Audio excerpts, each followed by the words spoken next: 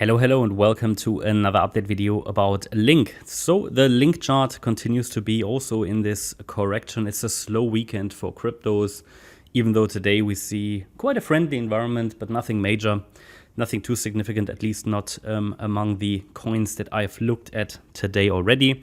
Also LINK just behaves and moves within, let's say, expected parameters and defined parameters. The idea is also here, like with many other coins, that LINK is now in a correction, in a so-called wave 4 correction.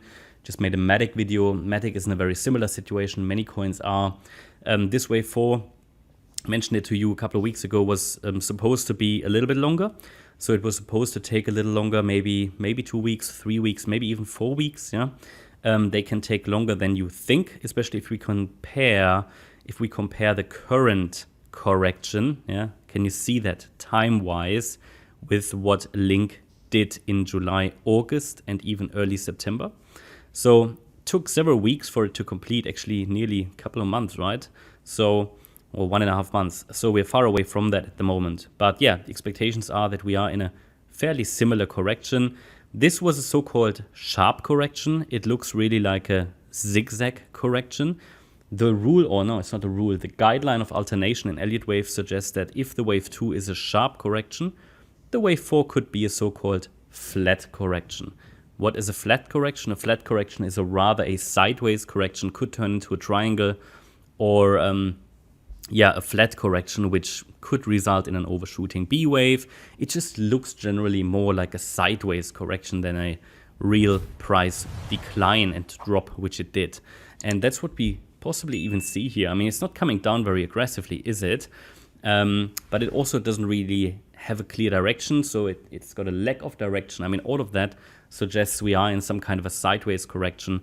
That is further indicated by the 3 waves to the downside, which I count as an ABC structure, which then forms a larger A wave. We could still be in the B wave now. So after the first 3 waves completed an A wave, now a B wave might unfold.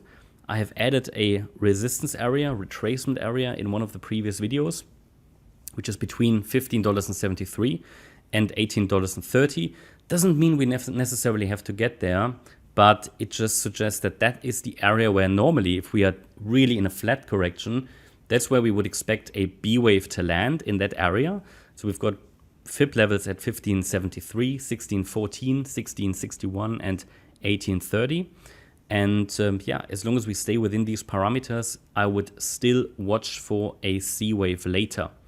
That C wave would send us down into the box. Oftentimes in flat corrections, when we're dealing with a flat correction, the C wave that happens can be quite sharp. So I'm definitely going to watch for that. And it can surprise a lot of people, and yeah, can be very sharp, very rapid. So either way, whatever direction it takes, I mean, I would still like to see another dip into that orange support area between $9.75 and $12.88. Possibly, ideally, towards $11 roughly. You also see here this ascending trend line of the trend channel that could provide some additional support, but we just need to be prepared for potential, well, call them surprises. I wouldn't call them surprises.